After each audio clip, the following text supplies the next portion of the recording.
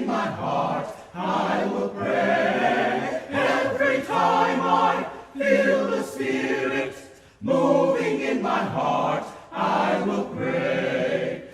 Every time I feel the Spirit moving in my heart, I will pray. Every time I feel the Spirit moving in my heart, I will pray. Upon the mountain, where my God spoke, out of his mouth came fire and smoke. Looked all around me, it looked so fine. I asked the Lord if all was mine. Every time I feel the Spirit moving in my heart, I will pray. Every time I feel the Spirit moving in my heart, I will pray. Feel the Spirit moving in my heart, I will pray. Every time I feel the Spirit moving in my heart, I will pray. Every time I feel the Spirit moving in my heart, I will pray. Every time I feel the Spirit moving in my heart, I will pray. Upon the mountain where my God spoke, out of his mouth came fire and smoke. Looked all around me, it looked so fine. I asked the Lord if all was mine. Every time I feel the Spirit moving in my heart, I will pray. Every time I feel the Spirit moving in my heart, I will pray.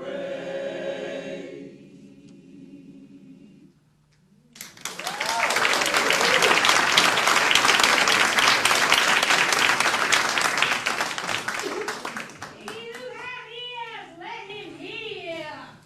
There is a phantom here with blood washed from Emmanuel's veins, and sinners plunged beneath the flood lose all their guilty stain. Oh, deceiver of heaven, now hear this. From the four quarters of the earth, the fire of Gog and Magog will come down and devour you sinners. Do you hear? Devour you sinners. Here it is written that the slaveholders and the slave owners and the slave traders and the Confederates will be cast in the lake of fire and brimstone where the beast and the false prophets are. And there they shall be tormented day and night forever and ever. Amen. That's what it says right here.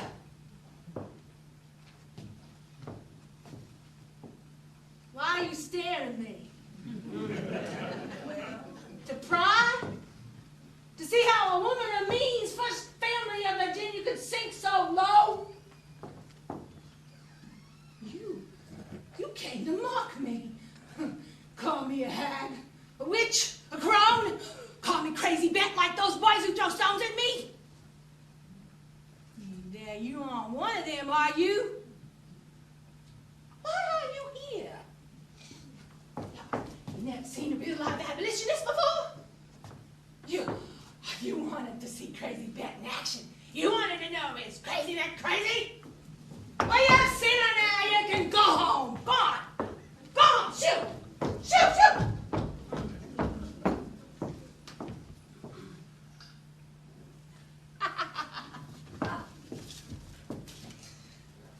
My dear Quaker friends, welcome to my home.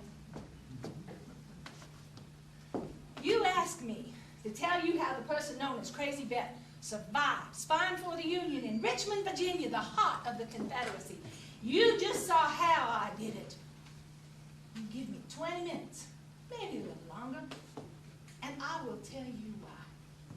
Then I will ask you, is Crazy Bet crazy? it lovely to have real tea again? Not just mint leaves and chicory root. A fine cup of tea.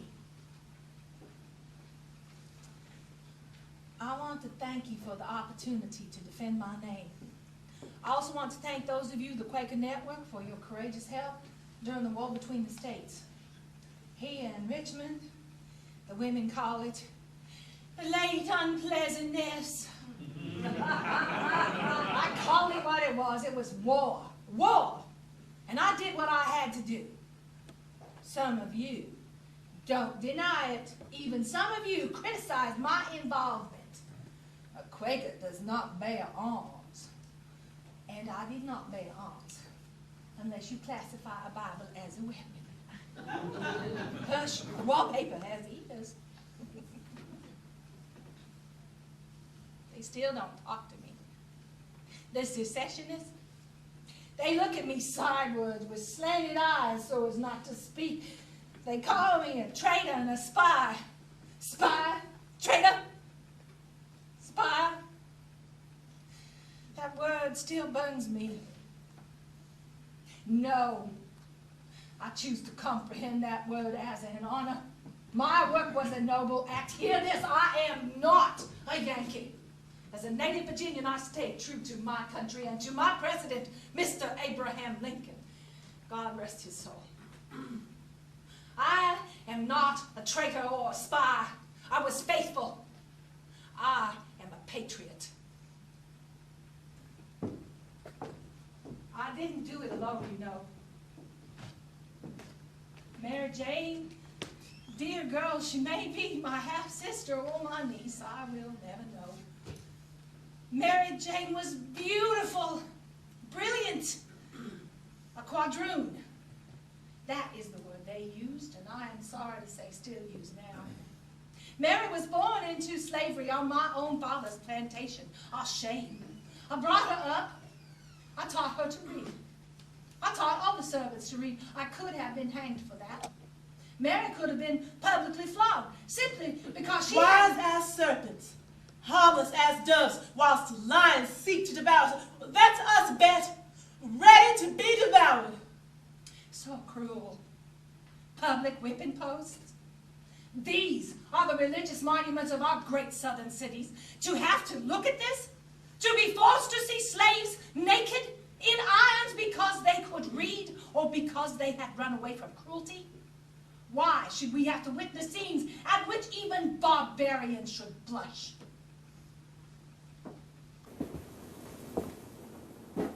Mary was like a daughter to me, or a sister.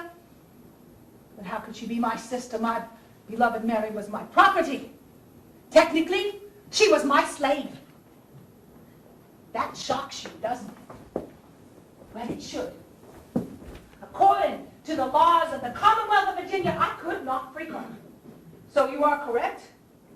We were not partners exactly in the intelligence operation. I had sent her north to be educated. Later, she went with a group of missionaries to Liberia where I thought she could live free. A mistake I shall always regret. Please, excuse me. During the war, I needed her. Courageous she was to come back. She risked death. It was illegal for a slave to return to Virginia after living in a free state. The risks we took.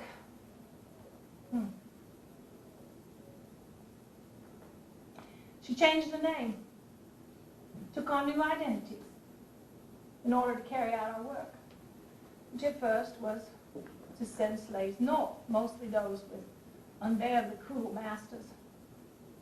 I cannot allow myself to describe to you what would happen to us or to them if they had been caught and sent back to their masters.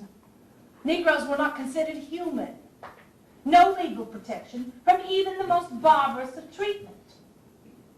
Is it right and just, under any circumstances, to buy or sell a human being? Silly question to put to this group. Of course I bought slaves. I bought as many as I could afford. I myself went to the slave market. I traded in humanity, an ugly, sinful business in order to give a few of them their freedom. One slave, the welts on his back from numerous beatings showed through his thin shirt. I asked him, are you willing to risk everything, your very life? He said, yes, ma'am. Rather be shot than live as a slave. He was one I purchased and sent north. We sent him in boxes, caskets, purses, in bales of cotton, under vegetables in a wagon. We sent one hidden in the pots and pans cupboard of a ship. Until passage could be arranged, we hid them in our mansion's attic with stifling heat or in the damp underground root cellar. Both were miserable. To pile on agony, our bedrooms had been conscripted for the South War effort. We had the wives and children of secessionist generals living right in our house. Every cough, every whisper, even every hiccup could be heard from the attic in those bedrooms below. I was grateful for the children. Their coughs in the night masked the coughs from the attic. And by day, in order for our servants to tend to the slaves in the attic, I played musicals for the rebel ladies. I myself played the piano, badly and loudly, aiding the escape of the slave. That's stealing someone's property. That was an automatic death sentence. We were all, my faithful servants and myself, willing to risk death in order to rid our land of this evil institution of slavery. Mr. Lincoln championed our cause. Not a perfect man, no. The same year he freed the slaves, his government paid slave owners almost $1 million. What for? They forced their slaves to put a statue atop the Capitol dome. That's right, slave labor. Slaves did the dangerous work of placing that 20-foot high, 15,000-pound bronze statue up there. The name of that statue? Freedom. She's still up there. I wrote to Mr. Lincoln, do we need a statue up there when our soldiers do not have shoes? Do we need a dome? Who decided on these expenditures? Not us. We ladies do not have the right to vote. Oh, why do you want to vote, little lady? Sensible, responsible ladies do not want to vote. Politics is unbecoming of a woman. Do y'all want to become men? We are supposed to leave the important decisions to the superior wisdom of the well-informed male mind. Politicians! I wouldn't give a shovelful of chicken tracks for any of them! They all view any woman who promotes universal suffrage as demented.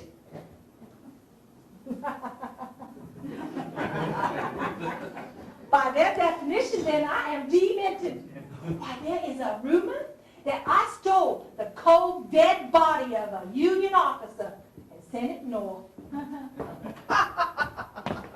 Ghoulish idea. Do I look like a grave robber? Me? Crazy bat? I worked hard to earn that name. I am not that crazy. As I said, Plucky Mary survived by changing her name often and using her wits. And me? I used my FFV status. Once you are FFV, First Family of Virginia, it takes a misstep of volcanic proportions to be accused of a crime or excluded from a fine soiree. But dig up Colonel Dahlgren's grave?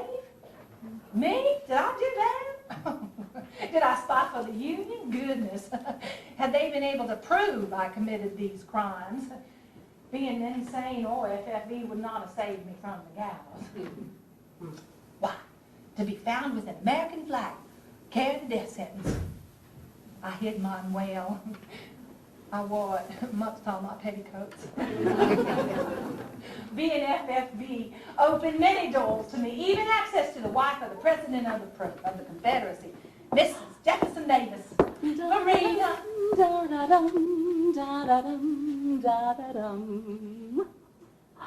Varina's life had not been easy. 6 miscarriages. It was 7 years before she produced a living child. Then 6 babies, one after another, 2 who died in early childhood. I do not know how she could have coped without opium. A soothing syrup. Her husband was a hard man. Handsome, a natural leader, but a hard man. 15 years older, a widower, he disapproved of her natural exuberance. Varina, control yourself. People are here. You're having another fit of excessive passion. It was Varina's exuberant style and her cheerful speech, her colorful speech, that gave the Davises their code name. In communiques we received from Lincoln, he disrespectfully referred to them as Hosanna and husband. Varina tried to curb her excessive passion. Whatever her husband wanted, she tried to do.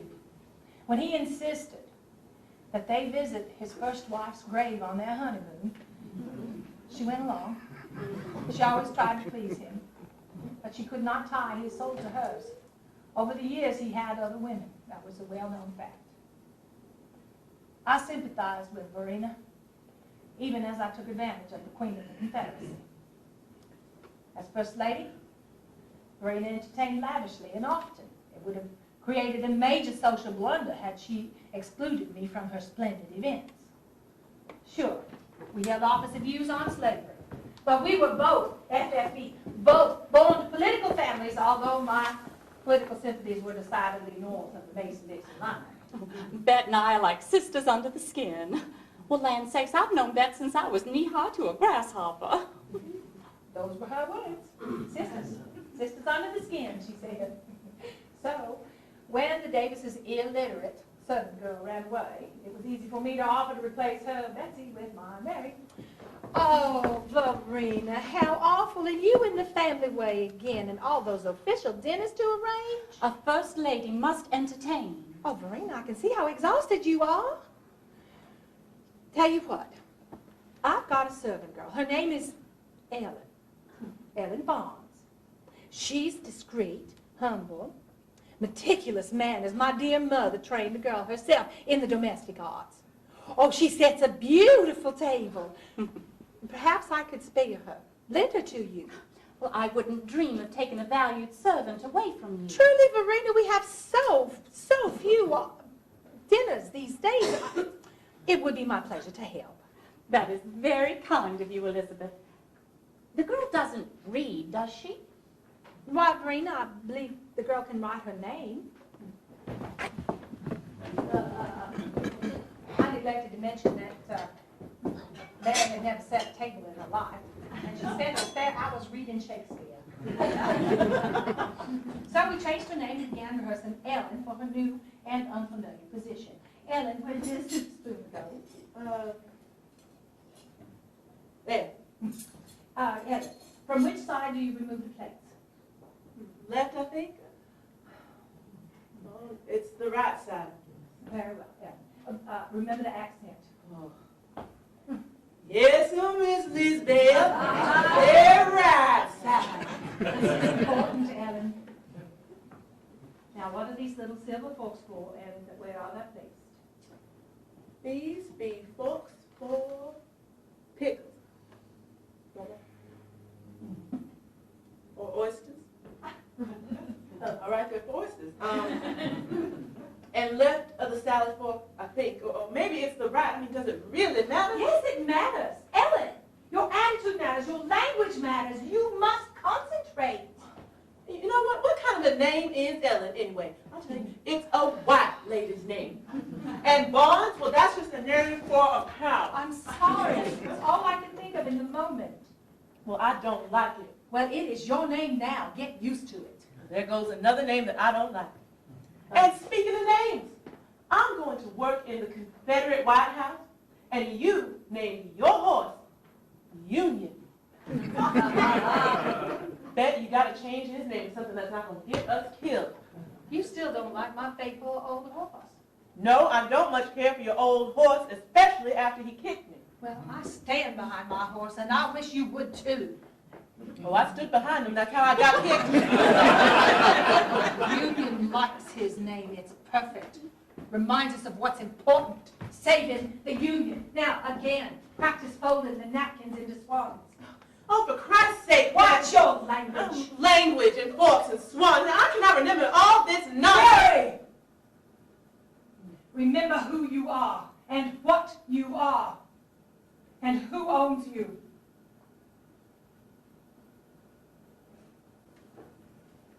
Sorry. I'm so sorry, Miss Elizabeth. See, I'm so tired, and I can't remember Yes, all. you can. Concentrate. You must be more than competent at your duties as well as discreet and observant even when you're tired. This is not a garden party. This is war. Your life, mine, all our servants, possibly. The future of the Union depends on it. Yes, Miss Elizabeth. I'll do better next time.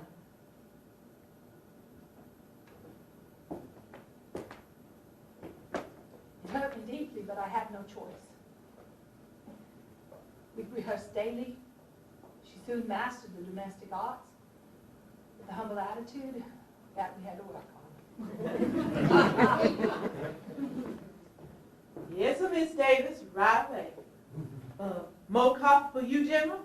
Yes, sir. Cream and sugar for you, Mr. President? Thus it was that Mary Jones, alias Mary Jane Henley, alias M.J. Richards, alias Helen Bonds, became Lincoln's eyes and ears in the very heart of the Confederacy. Back home at night, Mary reported. Confederate troops in Mississippi, roughly 20,000. 20,000? You Mhm. sure? Mm-hmm. Who said it? General Beauregard, I think. No, wait. I think it was General Lee. Oh, you know, it might have been Jubal Early. Mary, I cannot send it to General Grant without a solid source. Tomorrow, Mary tried to recall the complete picture. Enemy position under Under whose whose command and number of troops? Yes If or no? possible, try to get the direction of the troop movement. But more important is who said it. Information without source it's useless. It's a boat without an anchor.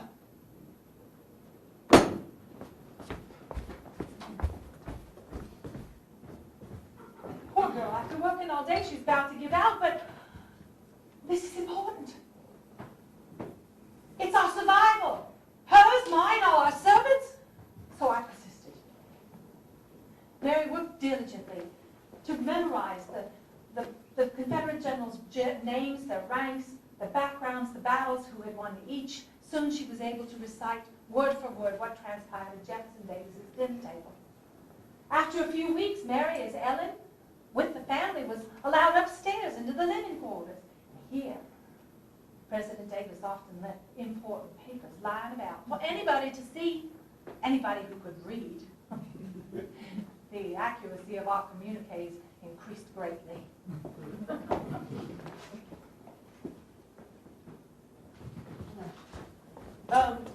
April 28th. Today, General Lee ordered Jubal Early's division to hold Fredericksburg alone on May 1st. Mary, slow down. I cannot write this fast. General Lee ordered Jubal Early's division to hold Fredericksburg alone on May 1st. Now, Lee will be marching the rest of his army up to Chancellorsville to engage General Hooker and the Army of the Potomac. After Lee's division leaves, Early will be defending Marye's Heights with only reserve artillery and a 10,000-man infantry. That will include Barksdale's brigade. Now, Barksdale will be spread thin on the left flank from the north to the south after Lee's army marches west. And Lord God, that is all.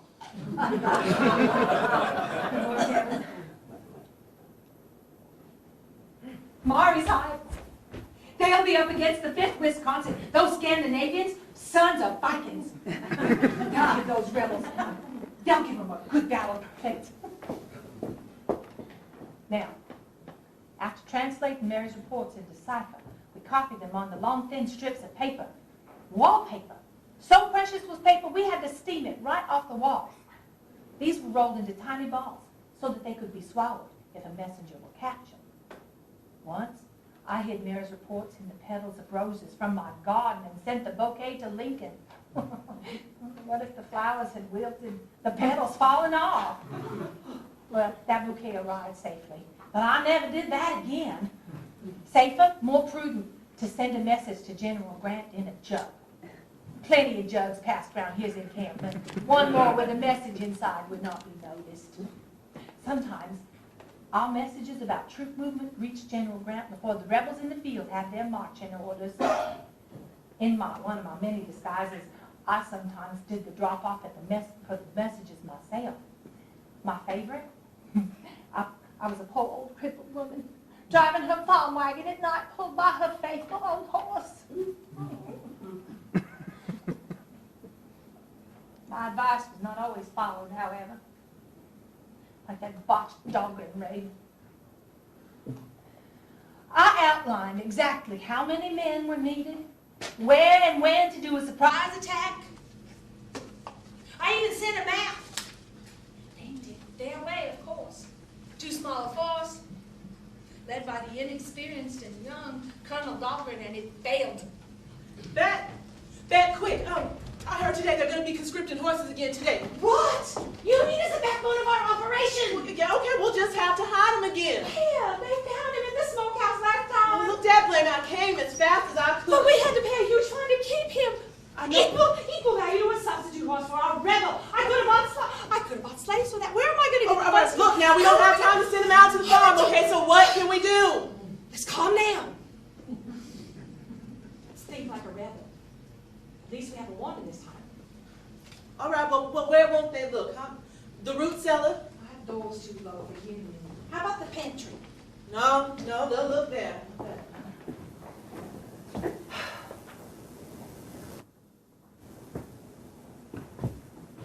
How about your mother's sick room? Mother's room? Mm-hmm. But it's upstairs. Well, can't that pampered horse of yours climb up the steps?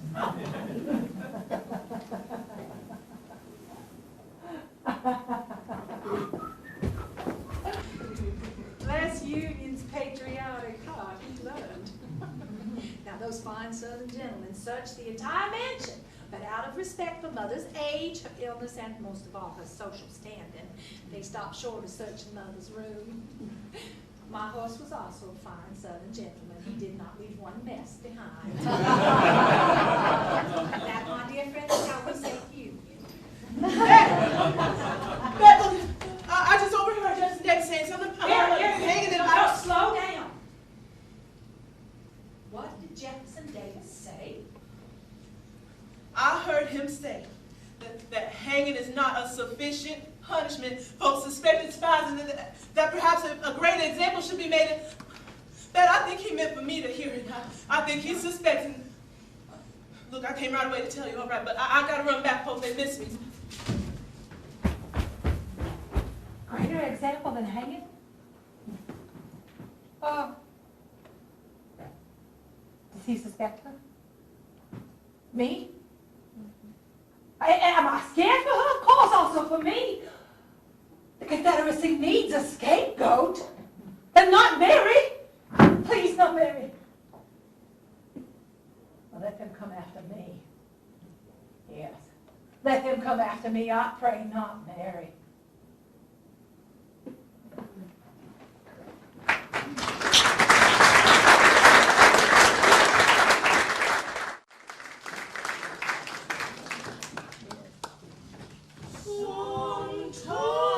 Sometimes I feel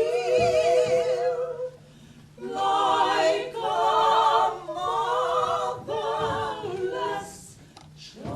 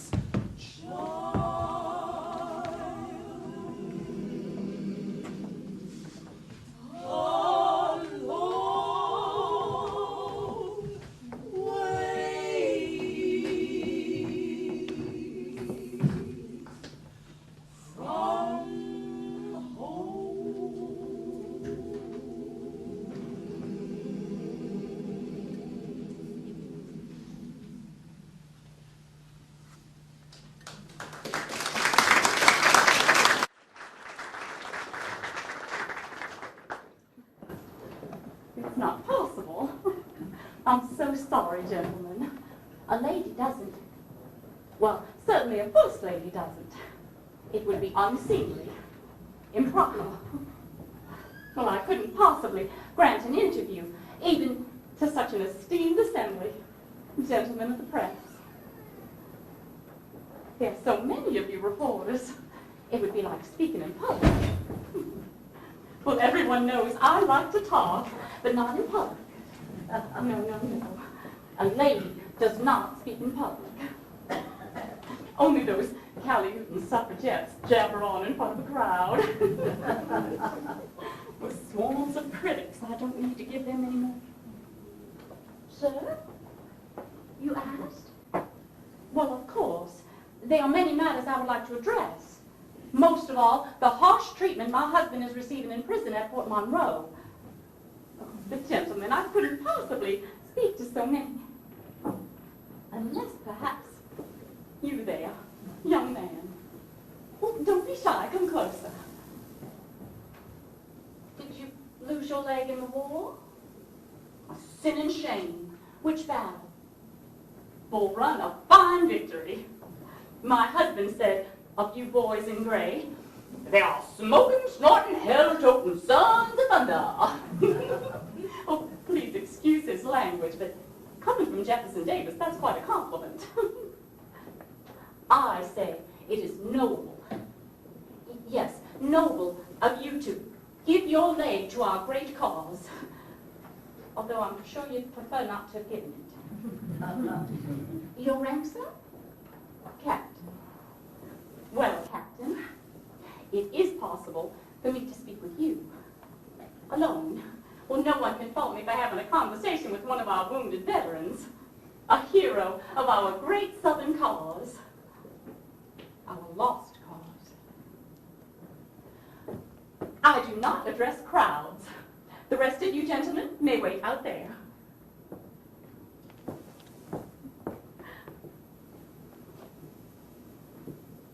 You have a mother, Captain.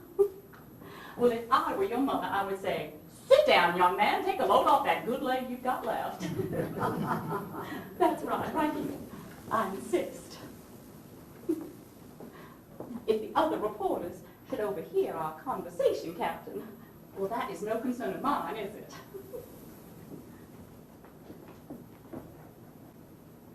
There, now, you comfortable? Well, never mind asking any questions. I know what you want to know.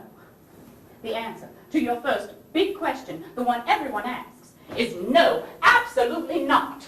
My husband, Jefferson Davis, had nothing to do with Abraham Lincoln's assassination. Nothing. He did not send Confederate gold to those conniving Rampallions. I declare to goodness he did not. John Wilkes Booth may have been dealing with some low-level bureaucrat, but not with the president of the Confederacy. I repeat, Jefferson Davis had nothing to do with Mr. Lincoln's assassination, and that's a fact. When will folks believe me? As the loyal, but impoverished, ex-First Lady, I speak the truth. The Bible says, the truth shall set you free. I believe when the Yankees know the truth, my husband will be freed. That's why I'm here in Washington, to speak the truth, to plead for my husband's release from prison. He had nothing to do with that dreadful situation. Why would we want any harm to come to Mr. Lincoln? We certainly preferred him to his successor, Andrew Johnson. I had an appointment with President Johnson just yesterday.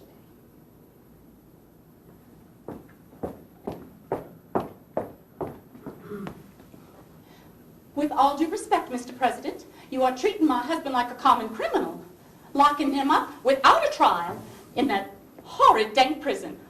They know he has serious eye inflammation, so they torture him with bright lights 24 hours a day. He is sick, yet he is not allowed to sleep. They keep him shackled about the ankles to hurt and humiliate him. His old war wounds, his headaches, dyspepsia, his cheekbones stick out like those of a skeleton. Pitiful. He is ill, very ill, maybe pneumonia. He needs a doctor. He is somewhere betwixt a balk and a breakdown. It is a disgrace. You must release him before he dies in there.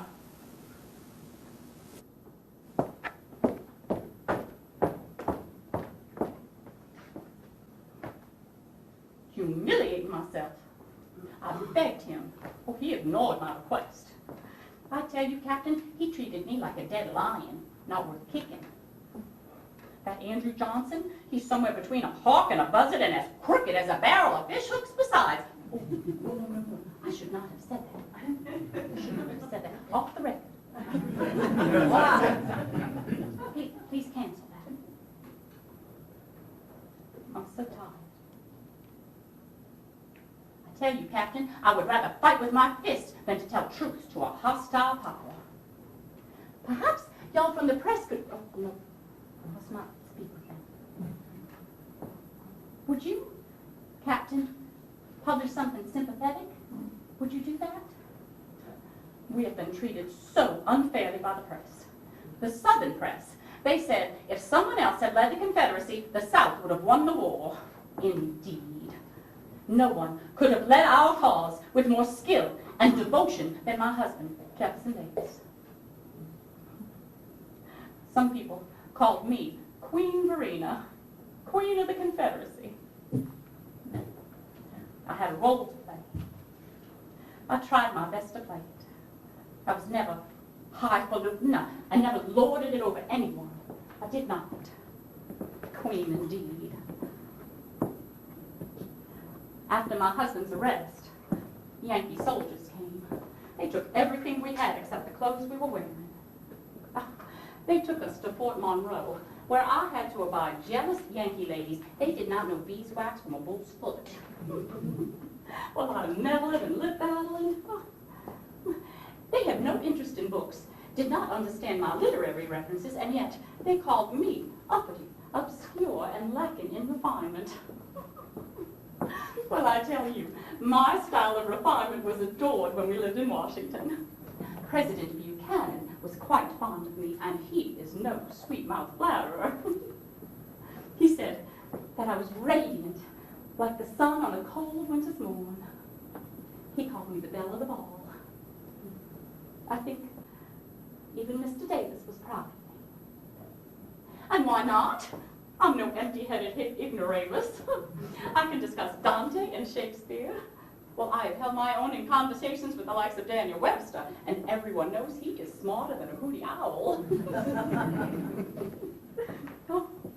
In Richmond, during the war, when we needed a little levity, just to keep things going, I would host a musicale or a talent show. Oh, folks just loved my impersonations of the Confederate generals. Their favorite, Jubal Early, who could cuss mightily while rolling a cigar in his mouth. Well, we ain't took Washington yet, damn scallywags. But we scared the pudding out of old Abe Lincoln. Oh, I even did a parody on handsome Jeb Stuart, shaking his big old beard and strumming on his little banjo. Oh, I wish I was in the land of cotton, good times there were not forgotten. Look away, look away, look away, Dixieland. Oh, God rest General Stuart's flamboyant soul. In Savannah, after the war, I tried cheering people up with those same impersonations. But those Yankee ladies, no sense of humor. They took everything I said literally. So, the cause of the war, not for me to say. Of course, we had to defend the rights we'd inherited, our Southern way of life. Although I often wondered, I probably said it out loud, if ours was an experiment in self-government or self-immolation. Even I know you can't make guns out of cotton. Oh, no, off the record. Strike that. My husband, the president, expected me to be the perfect first lady. Reticent, modest, a shrinking violet. I tried. Oh, Lord knows I tried. But I laughed too loudly. And oftentimes I let my real feelings show. Well, of course, there are times when I have my own opinion, but as a woman, it is not my place to offer an opinion, especially not on politics or government. A good wife helps her husband regardless of her own beliefs. Although I cannot help but have ideas of my own. Sometimes it happens, I start talking and I cannot hold my tongue. My husband tried to help me know when to stop talking. Varina, please, enough words, enough. There's a limit to words, Varina, and you are past your limit. But sometimes my words just pop out. Unbidden, I cannot help it. Only my sense of duty to my husband kept me from going quite wild. And duty to my children, of course. And I had to keep my wits about me for them. 6 there were. Now only 4. The little Sammy died of the measles. Only 2 years old. And now Joey, only 6. Fallen from the top balcony of the Confederate White House. That was a horrid sort of maze I lived in. Just one disaster after another. Oh, no. I'm not asking for pity. The Lord giveth, and the Lord taketh away. No. I won't let you take any more. I can't let you have any more of my children. 8 babies you took, no more. Oh, dear God, please forgive me. Just to think it nearly stops my heart's vibration. Baby Winnie, we call her Pie Cake. She came down with the whooping cough when we were under house arrest in Savannah, where the Yankees sent me. I thought my little babe would be dead by morning. I must not allow myself to think about that. The children and I. 2 small rooms, the heat suffocating. I had to let the older children go out on the street to play. A vicious woman came up to little Jeffy. Your father is a rogue, a liar, an assassin. That means he's a murderer, boy, and I hope he's tied to a stick and burned little bits at a time with wood knots until they hang him dead.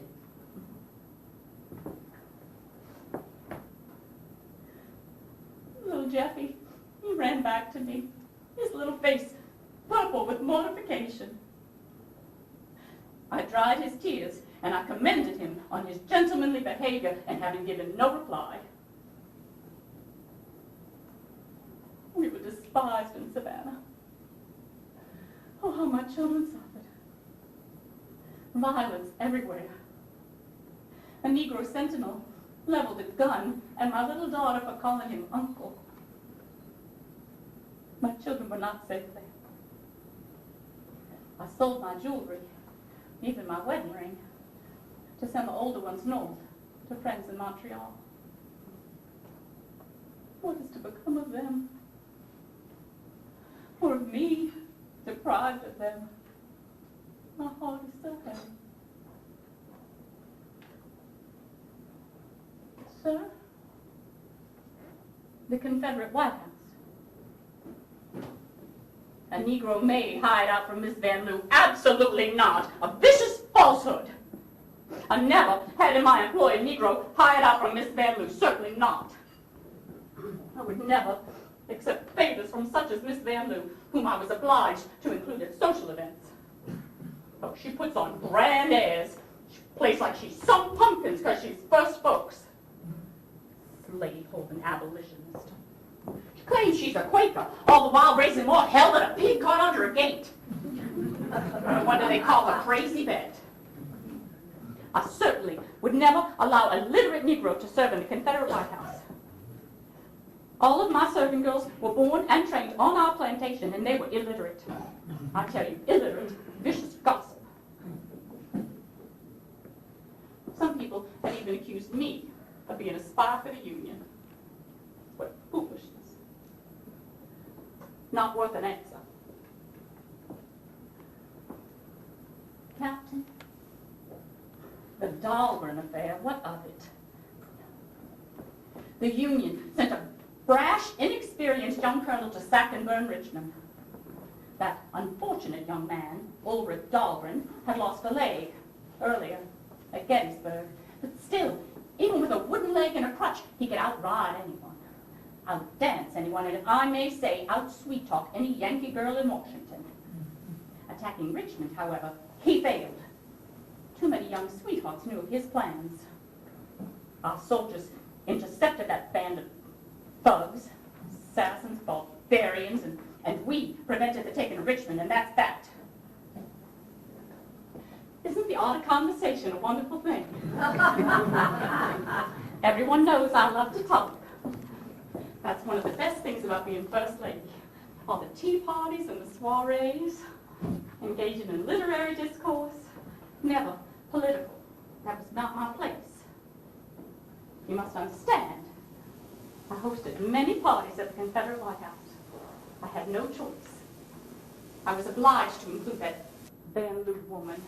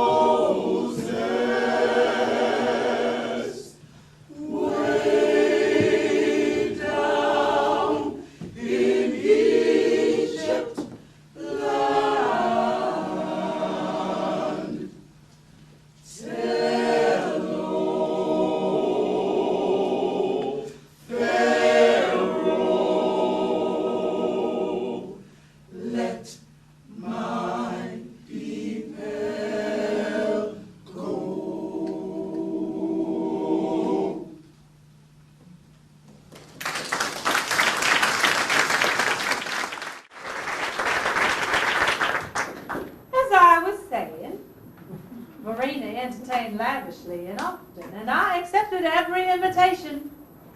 It was my patriotic duty. We knew the Dahlgren family in Washington. The elder Dahlgren was an admiral under Jefferson when he was Secretary of War. Oh, little Ulrich was a wild boy even then. Perhaps grown-up Ulrich Dahlgren thought that leading the charge on Richmond would more quickly make him a general, outranking his father, the admiral. A war does not change young men. They still desire to outdo their fathers and their brothers. It is the three-layer cake society. The men are on top, of course, where all the frosting and the fancy ornaments are. On the bottom are the servants, holding up everything, and in the middle, us, the women, coping. Yes, women. All obligation and no power. Cup of warm tea for you today, Miss VanLew? Milk and lemon? No, just plain, thank you. Plain, like me. Cup of warm tea for you today, Miss Davis? The usual, with my special syrup. Folks say that I see things differently because I was educated in the North. Oh, as was I. If all Southerners were educated in the North and all Northerners in the South, it would eliminate many misunderstandings. Interesting idea. Perhaps even this terrible war could have been avoided. Perhaps.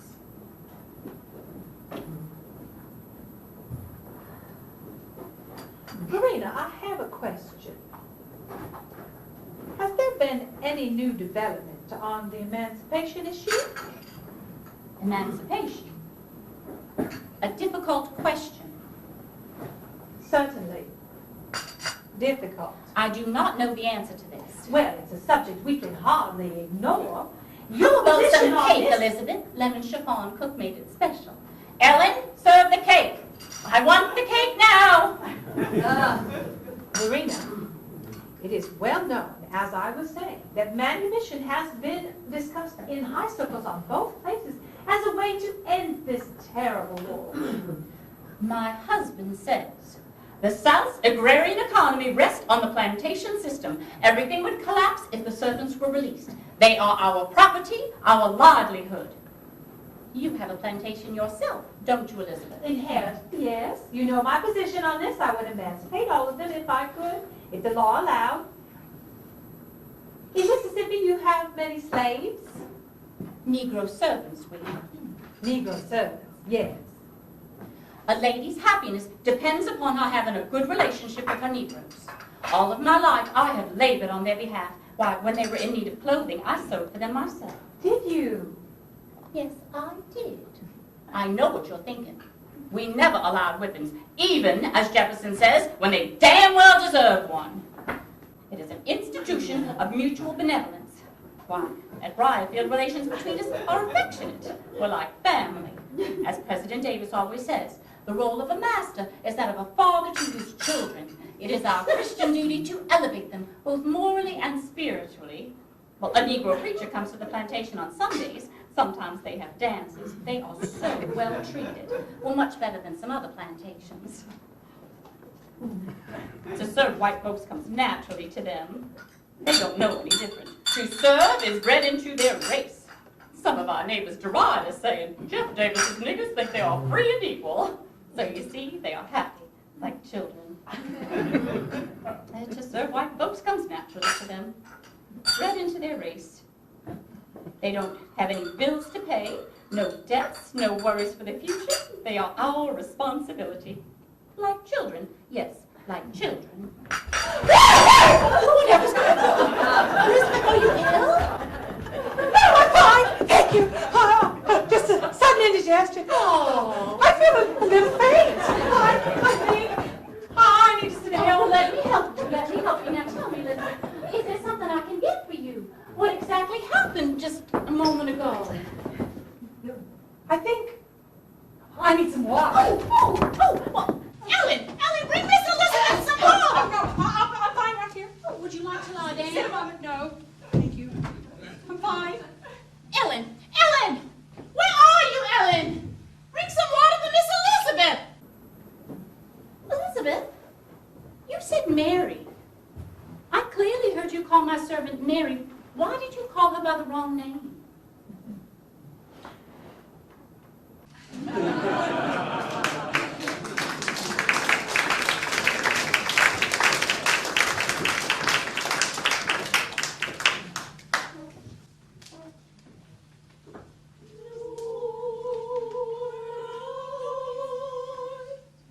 Keep so busy working for the kingdom. Keep so busy working for the kingdom. Keep so busy working for the kingdom. Ain't got time to die. Keep so busy working for the kingdom. Keep so busy working for the kingdom. Keep so busy working for the kingdom. Ain't got time to die. All it takes all of my time to praise my Jesus. All of my time to praise my Lord. If I don't praise him, the rocks are gonna cry out. Glory and honor, glory and honor. Ain't got time to die.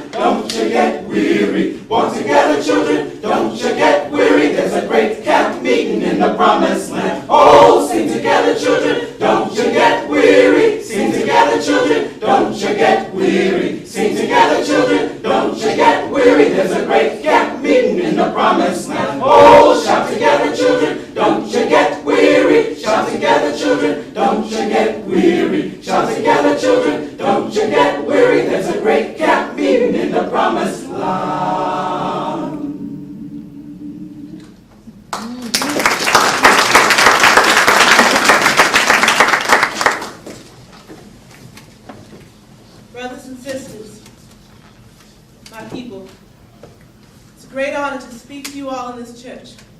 I'm here today to thank you all for coming to this meeting and for helping me when I needed to leave Virginia in a hurry. You sheltered me. You shared your food with me. You kept me safe at great risk to y'all and your families. I'm sorry. Speaking out's not easy for me. Sometimes I don't talk right, and Lord, I can talk to my students. I teach. Only colored, of course, and y'all know that. Little ones are so innocent, ain't they? They don't give no mind to what language I use. They think all teachers talk cattywampus. Well, yes, sir, I do talk cattywampus. And with grown-ups especially. Y'all know, before I open my mouth, I got to sit and decide what language I'm going to use. And when I'm bothered up like right now, I most always choose the wrong one. Excuse me. My mistress, Miss Elizabeth VanLew, sought a better life for me, and so she sent me north to the Philadelphia Quaker School. Well, please forgive me if I start mixing plantation talk with the Quaker talk I learned up in school. Well, up there I had to give up the language that I learned from the field hands on the VanLew plantation. But that Quaker teacher, she'd say to me, naughty, naughty, plantation dirt talk. Well, that's the language that I love, but you can't talk plantation or even just plain old Southern up in Quaker school. Oh, no, you can't. Thou hast to talk like thy book. That's good, of course. Thee, thou, thy, thee must call thy days by number.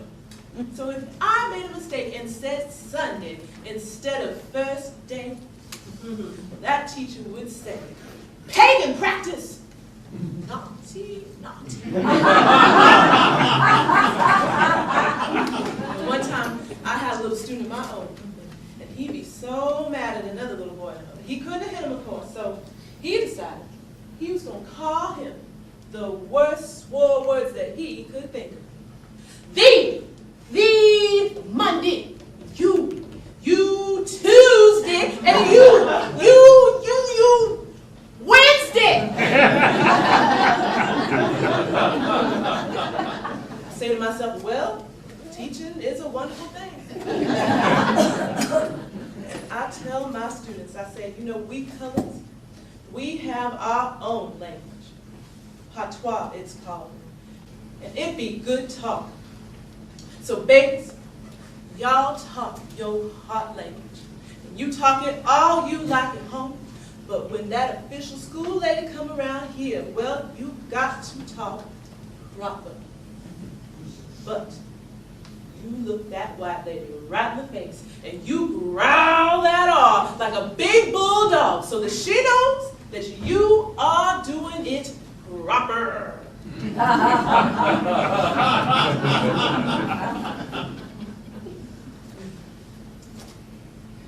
In Liberia, that's Africa, I had another new language to learn. My talk made these folks laugh, and my Quaker clothes made them hoot and holler. I mean, they wore next to nothing. It was hot like an oven, and us missionaries buttoned up to our ears. And my color, well, they had never seen a Negro like me before, so them Liberians would stare at me and throw stones at me. And we missionaries thought that we could witness for Jesus, but there was no understanding. Sometimes they beat us, just like here. Yes, sir. Why did I go to Liberia? Well, you see, when I was younger and living in the VanLew house, Cook would send me to the store for vanilla bean or something like that. I'm coming home from the store, and these nasty little boys come running after me. chasing me, calling me a tar baby. Hit me, and then pushed me right off that sidewalk. And Miss Bet come out running, chasing me away, screaming, she only a little girl. See, she loved me. And so she wanted me to be somewhere safe. And missionaries was saying, Liberia, freedom for slaves. Milk and honey for the colored. You'll be free in Liberia. Freedom. Y'all know Liberia be some Yankee notion, and even some Quakers cotton to it, saying, slave, take thy freedom. Manumission, planters, send thy slaves back to Africa. Well, I was only 14 when I went to Liberia with the Presbyterian missionaries and them Quakers from up north. I didn't know these folk. That food was bad. My body got sick and I'm homesick. Liberia ain't good, all right, Miss Bet. Please bring me home. But the government man say you can't send a slave back to slavery. Why that would jeopardize the program. So you see, it weren't about slaves finding freedom or saving souls for Jesus and nothing like that. It was about getting us colors back over to Africa. Well, Miss Bet write a letter saying send that girl back to America before she did. So, hallelujah, they put me on a boat. Down below, in the belly of the ship. It was dirty and it smelled bad, I mean real bad. Kidnapped Africans in chains, down there sick and hurting and even dying. Lord, that trip I'd be glad to disremember. Well, finally we come to Baltimore Harbor. And Miss Bet say that a lady's supposed to meet me at the dock of the boat. Well, I get there and see a whole boodle of folks and I don't never see this lady. So I sat on that dock all night. And the next day, a nice old woman come up to me and she say, well, where your people, girl? I say, in Richmond. And I want to go home. Richmond? Oh, that's south, girl. You don't want to go south. I say, yes, ma'am, I do. I really do. And she would have bought me a train ticket right then and there, except unaccompanied colors can't ride below the Mason-Dixon line without somebody along to say that they own them. So instead, she took me to a Quaker man.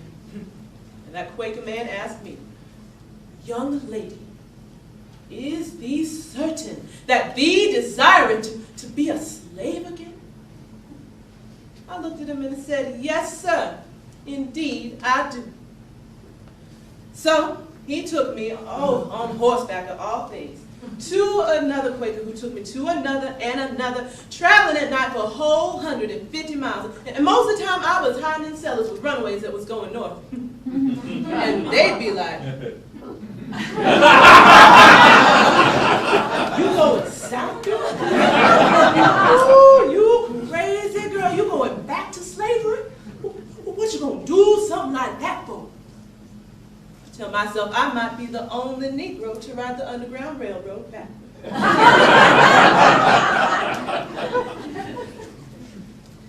Lordy, I'd been gone for 4 years, y'all. I didn't know it'd be such a crime to come back home. And I sure didn't know that in Virginia, you had to talk plantation. Everywhere you went, folks will know you've been north. Well, then you end up in jail.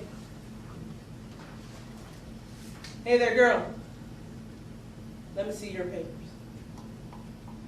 I'm sorry, sir. I don't have any papers with me today. Well, look at here. Well, you talk like a Yankee girl, you do. Hey, here, fellas. Look like we got ourselves in a uppity nigger. Look here, girl. You come around here to make trouble for me? got a nice place for troublemaking, uppity niggers like you, that's right. A nice, cold shade.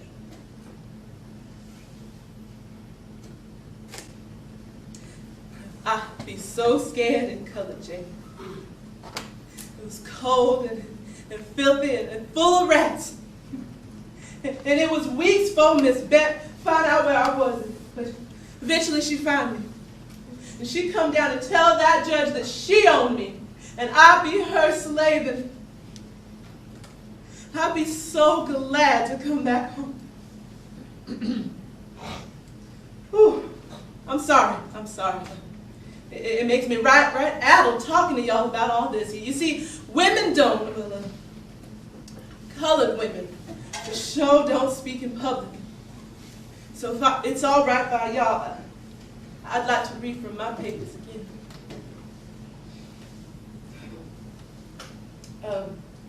First, I want to say that I did not try to burn down the Confederate White House like folks say I did. Lord knows I would not do that. Children live there. I can't set fire to a house with children in it. Betsy, that old Davis house girl, well, she set fire to rags in the closet when she run away. And it was the butler that doused out them flames, and praise the Lord, no one got hurt. But me, I don't do nothing to hurt somebody. Now, Lord knows, I think about doing something real terrible like that. But, no. I don't do nothing to hurt nobody. No, sir, no, ma'am, I would not. Ooh, Lord Jesus, please forgive all those terrible thoughts.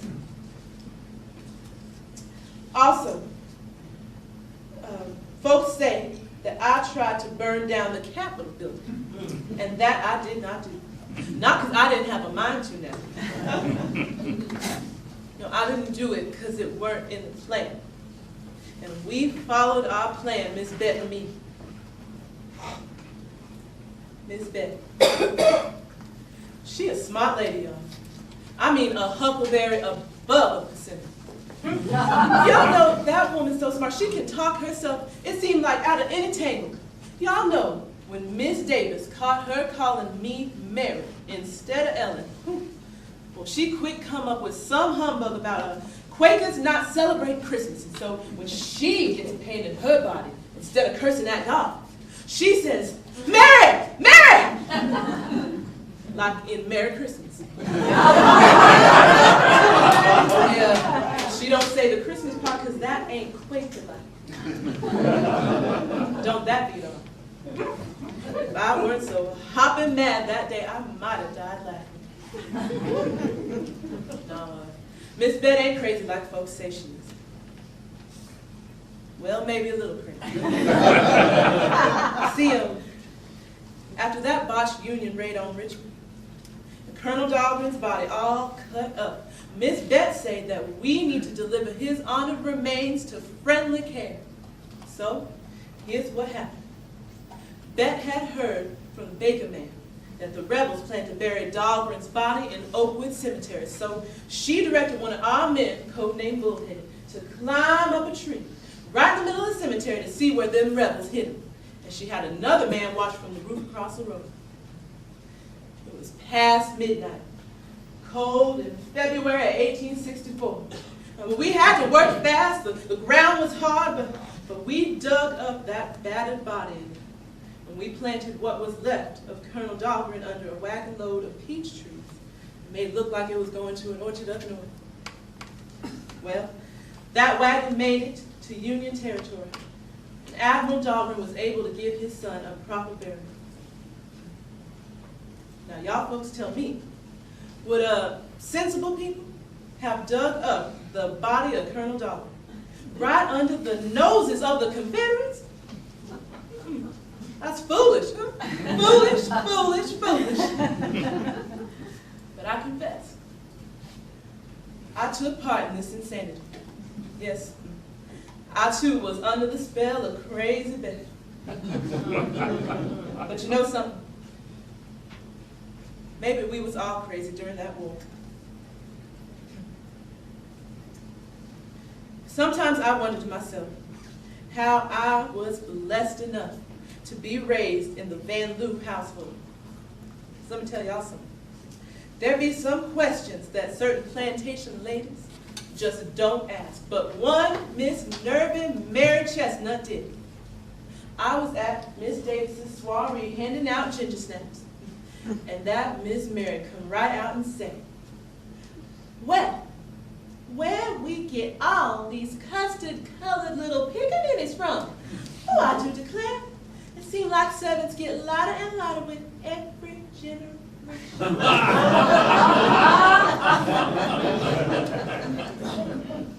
That woman, ooh.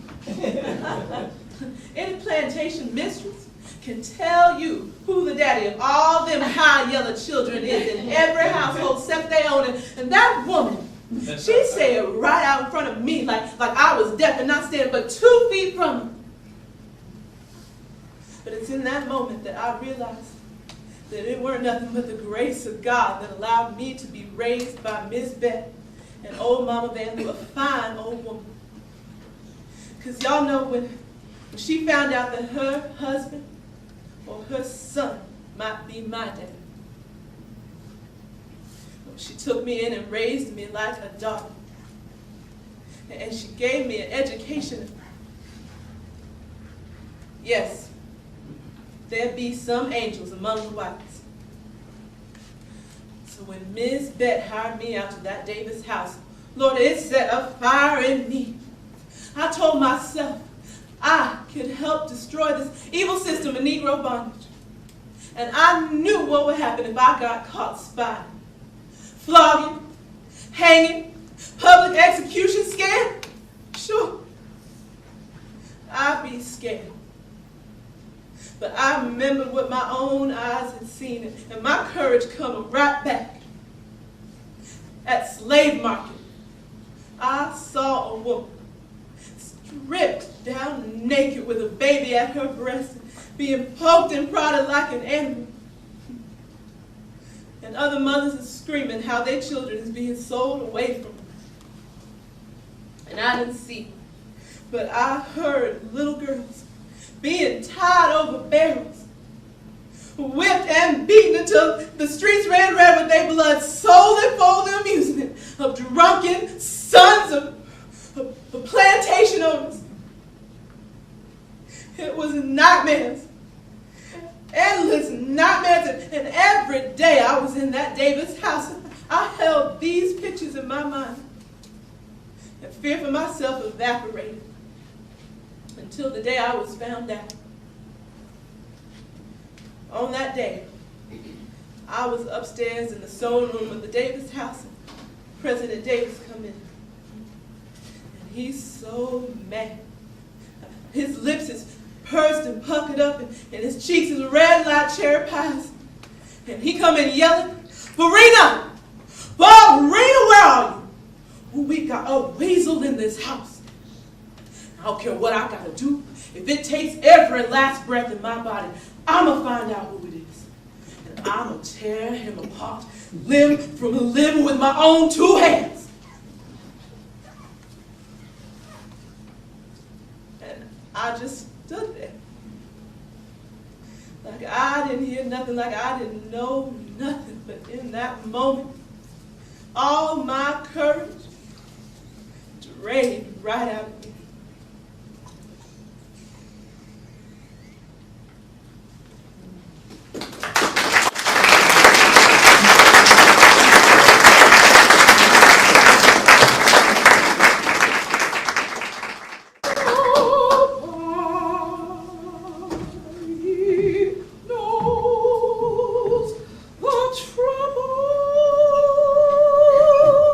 I see.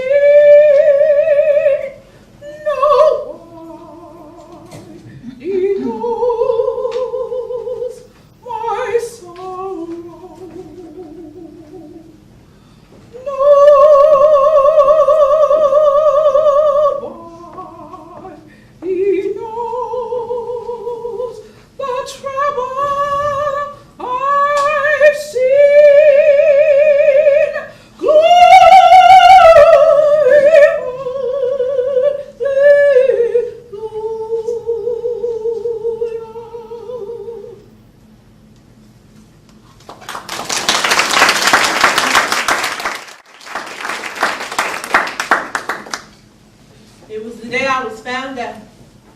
And this I want to tell y'all. After we sent Colonel Dahlgren's body north, I thought talking Dahlgren would die down. But there was a rumor about a letter they say was found in Dahlgren's pocket, and it say terrible things that he planned to do. Burn Richmond, every house, kill the people, all the people, bash the babies, no mercy. Well, Miss Bet says she knew about this letter. She said that it was a fake and that it was planted on Dahlgren's body to inflame the Southern people against the North. I was in the sewing room upstairs helping Miss Davis with the baby. She had that Dahlgren letter in her hand. It was just a note, really, scratched in ink on a tiny piece of paper. Burn Richmond, every house, kill the people, all the people, bash the babies, no mercy. What monsters! A band of robbers, incendiaries, and murderers. Are these Yankees civilized or are they barbarians? I try not to say what I was thinking. But Miss Bet said that Mr. Lincoln is not a barbarian, not a vengeful man. She said that he wants the Southern boys to put down their guns, to go home and plant their crop. But Miss Davis, she believed what it said in that note.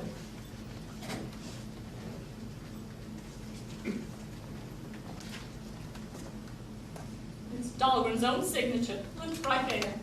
Your obedient servant, Ulrich Dahlgren.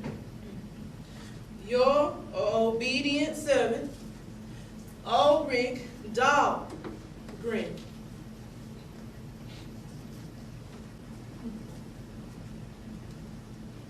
Dahlgren. D-A-L-H-G-R-E-N. That ain't how he spelled his name. Lordy, that really got my African up. I know I should have stopped myself. I should have, but I just couldn't help it. Well, look here, Miss Davis. The L and the H are backward. Don't you think that Colonel Dahlgren know how to spell his own name? You can read?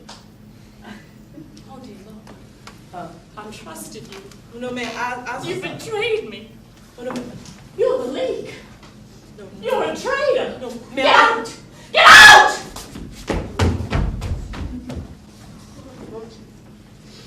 Oh, Lord Jesus. Oh, Miss Davis knows. She knows about me. Ooh, how long's it going to take for President Davis come after me and tear me apart like he said? I run across town all the way up Churchill to the VanLew house, and I just... Bet, where are you, Bet? I can't even talk to her. Mary, what is it? Miss Davis knows that they know about me. Oh, no. No. Take this passage. You've got to get on Union and get out of Richmond fast. There's not time to take anything. If they find out that you are the leak, you won't be safe anywhere in the South. You've got to get to Rowley Farm. Where's Rowley's Farm? It's our closest message shop. Union knows the way there. You've got to get up on Union. But Miss Bet, that side's not on You here. can ride that But I side. can ride on her. I don't know how to get that. Yes, you can! Get on that horse! Right there! I did it. Miss Bet gave that big old Union a swat. Rowley's Farm! Gallop! God go with you. I think this horse knows that my life depends on Union burst in a full gallop like his tail's on fire. And I'm not used to riding. Oh, how do you tell a horse to slow down? I don't know nothing of horses. No. The Union bounced down Churchill right into the middle of Richmond. Oh my God.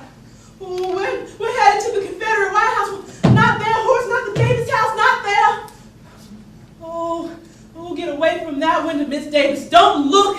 Oh, do not look out that window, please. Don't look. Oh, God, don't let anybody in there see me. We're almost out of the city, and I'm clutching on the Union's mane so tight that my hand's hurting. And all of a sudden, Union starts to slow to a trot. Oh, don't stop, horse, don't stop. Oh, there's a sentinel ahead. Oh, what do I do? Well, do I turn around? Why didn't Bet tell me what to do? I'm too scared to think. All I can do is hide my face, but Union knows to stop it, so So I hand the sentinel Bet's passing over. And he turns it over and examines it. And then he turns it over again. And again. Oh, please, God, don't make me talk. I can hardly breathe. Well, that Union sentinel, he knows to pat the Union's rumpet. And all of a sudden, that horse, he just goes. And that guard, he let me pass. And oh, hallelujah, I just... Oh.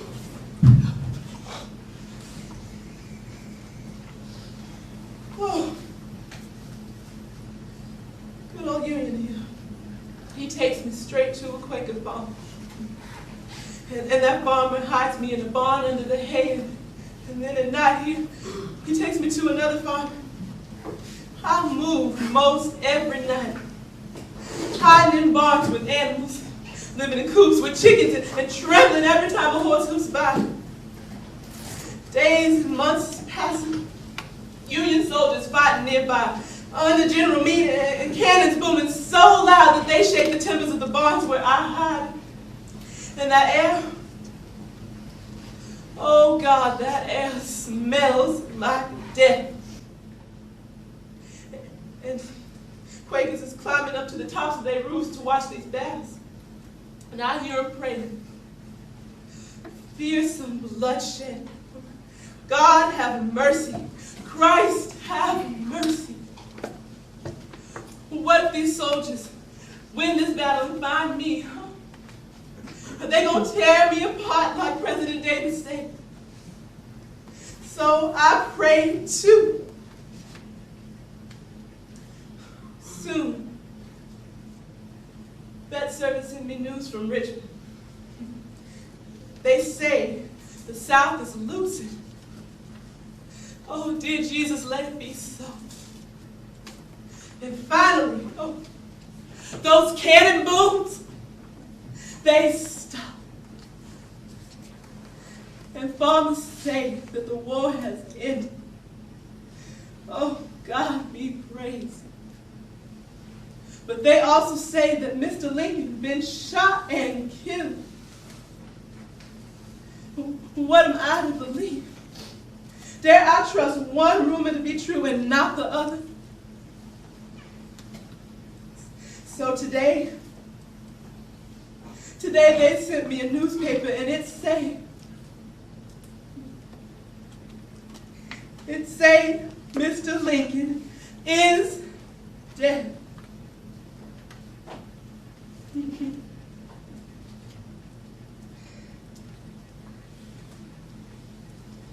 What's going to happen to us now? Will the Emancipation Proclamation be canceled?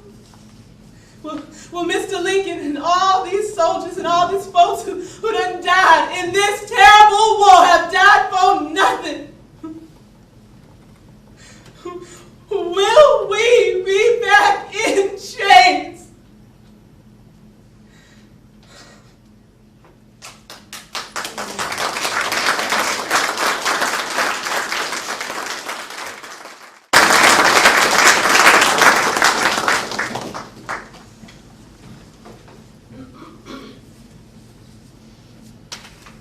My friends, y'all know the hatred the rebels have for me. They say, except for my traitorous work, secession would have succeeded. And if it weren't for the likes of me, the South would be its own country.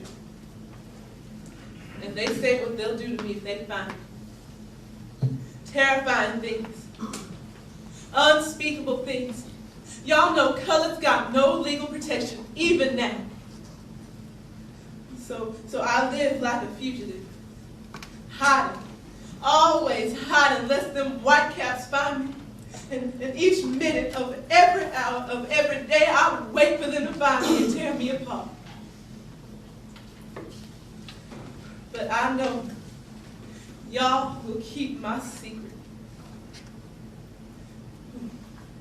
May he who knoweth when a sparrow falls watch over and protect us all. Amen.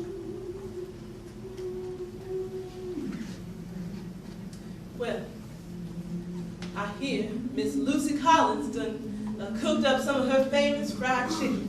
So let's have a hymn of thanksgiving for our blessings. And I'll speak more after we eat.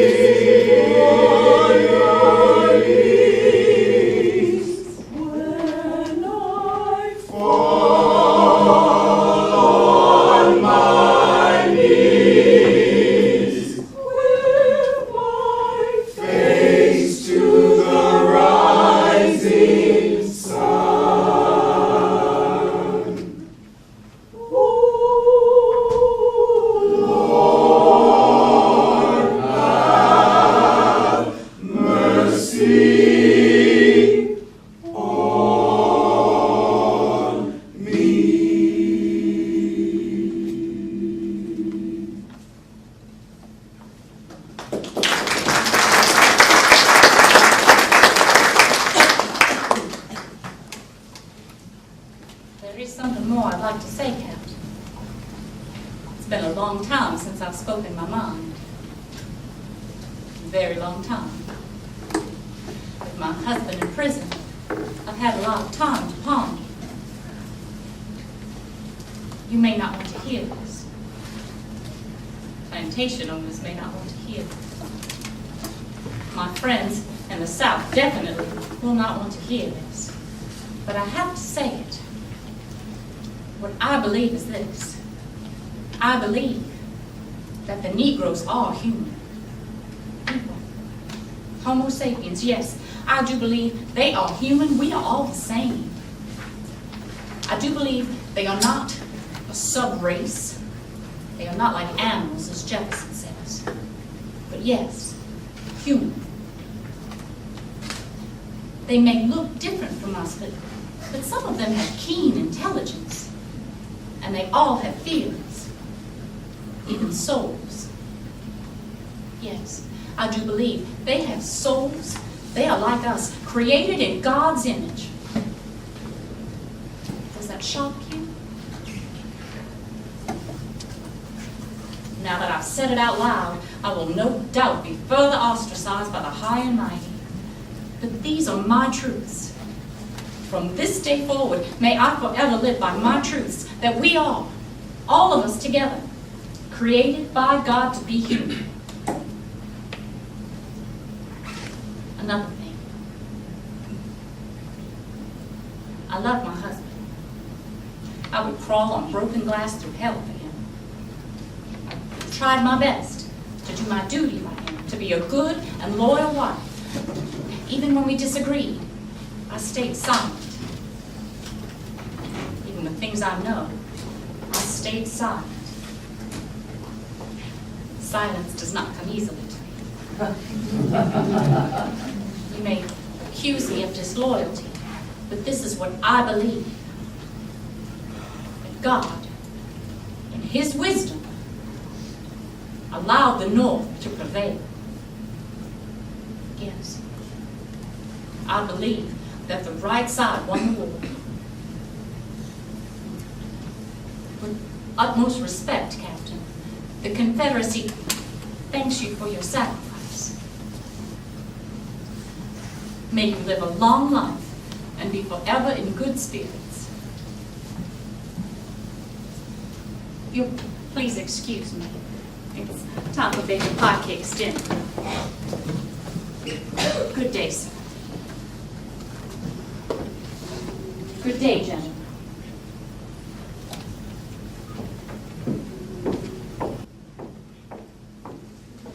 I got shoes, you got shoes. All God's children got shoes. When I get to heaven, gonna put on my shoes. Gonna walk all over God's heaven. Heaven. Gonna walk all over God's heaven. I got a robe. You got a robe. All God's children got a robe. When I get to heaven, gonna put on my robe. Gonna walk all over God's heaven. Heaven. Gonna walk all over God's heaven. I gotta shout. You gotta shout. All God's children gotta shout. When I get to heaven, gonna sing and shout. Gonna shout all over God's heaven. Heaven. Gonna shout all over God's heaven.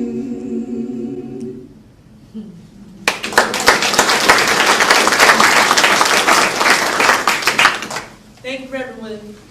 I'll commence where I left off. There's someone that I wish to acknowledge. General Grant, now our president. On battlefield, he won for us our freedom. So God bless President Grant. Y'all know one of his first acts as president was to come down to Richmond and thank Ms. Bett and her mama for all their intelligence work during the war. That's right. It was even in the newspaper. I just thank God that he did not acknowledge me in that thing up. But that would have really set them white hats on my table. Also, I understand the Confederate rage. I do. These folks lost their sons and their husbands. Well, now they blame us for losing what they call the Southern way of life. And what we did, Ms. Bett and me, we deliberately deceived Miss Davis, and I don't feel good about that. So I beg y'all's indulgence for what I'm about to say. And I know most of y'all out there ain't gonna agree with me, but I want to offer a special blessing to somebody that I owe a great deal to. And that's Varina, Ms. Jefferson Davis. Now, please understand, Miss Davis knew I was the Intelligence League, and she didn't tell. Not yet, anyway, and maybe she never will. But her silence saved Miss Bett and me and possibly all the VanLew servants. We was all a part of this intelligence operation.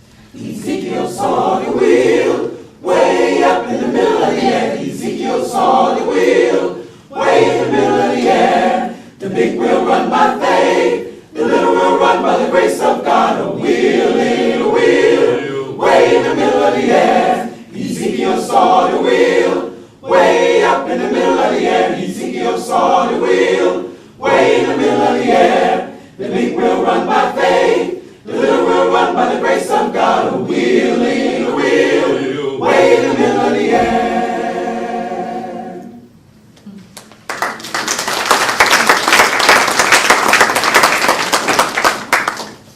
My dear Quaker friends, before you leave here today, this I want you to know.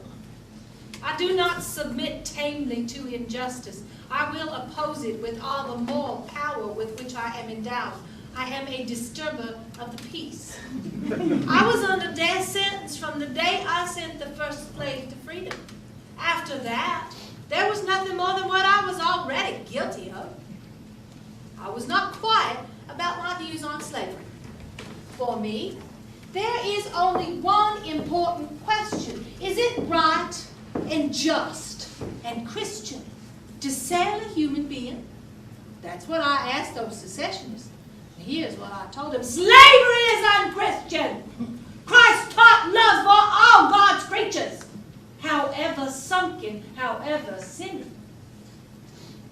Of course, speaking my mind, targeted me for suspicion of disloyalty, espionage even. Several times I was taken into custody.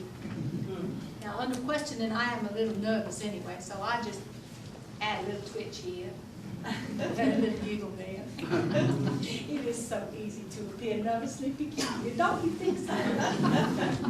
I'll just take my own eccentricities and exaggerate them. Isn't this what all actresses do in their performances? In custody, it is not hard to be a woman incapable of the crimes of which they accused me. These men, they think women have no sense anyhow. A daft woman is certainly incapable of administering a large and successful intelligence network. So, I became daft. That's what the authorities believed. I just helped them believe it. Hallelujah! Now, I ask you, was Crazy Bet crazy? Crazy patriotic? Or just crazy? Hush! The wall bang my ears! Oh, to save our nations! Now hear this! Why are you staring at me? Got your eye full? You never seen a real life abolitionist before? You wanted to see Crazy Bet in action. Go on. Go on, shoot. Shoot. You seen it now. Go. Shoot. Rave and repent, all ye sinners. Rave and repent.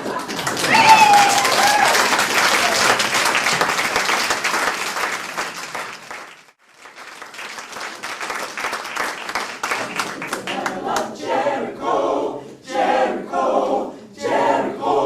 Joshua fit the battle of Jericho, and the walls came tumbling down. Joshua fit the battle of Jericho, Jericho, Jericho.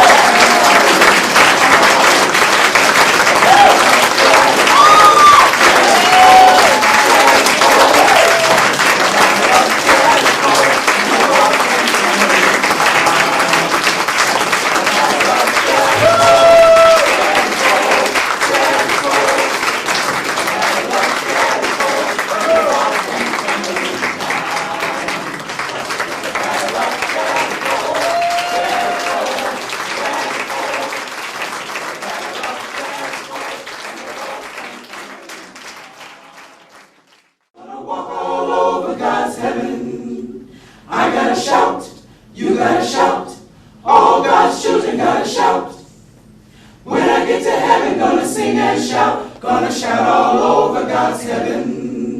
heaven, gonna shout all over God's heaven. I got shoes, you got shoes, all God's children got shoes. When I get to heaven, gonna put on my shoes, gonna walk all over God's heaven. Heaven, gonna walk all over God's heaven.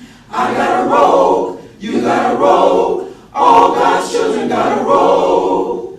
When I get to heaven, gonna put on my robe, gonna walk all over God's heaven. Heaven, gonna walk all over God's heaven. I gotta shout, you gotta shout, all God's children gotta shout. When I get to heaven, gonna sing and shout, gonna shout all over God's heaven. Heaven, gonna shout all over God's heaven. I got shoes, you got shoes, all God's children got shoes. When I get to heaven, gonna put on my shoes, gonna walk all over God's heaven. Heaven, gonna walk all over God's heaven. I got a robe, you got a robe, all God's children got a robe. When I get to heaven, gonna put on my robe, gonna walk all over God's heaven. Heaven, gonna walk all over God's heaven. I gotta shout, you gotta shout, all God's children gotta shout. When I get to heaven, gonna sing and shout, gonna shout all over God's heaven. Heaven, gonna shout all over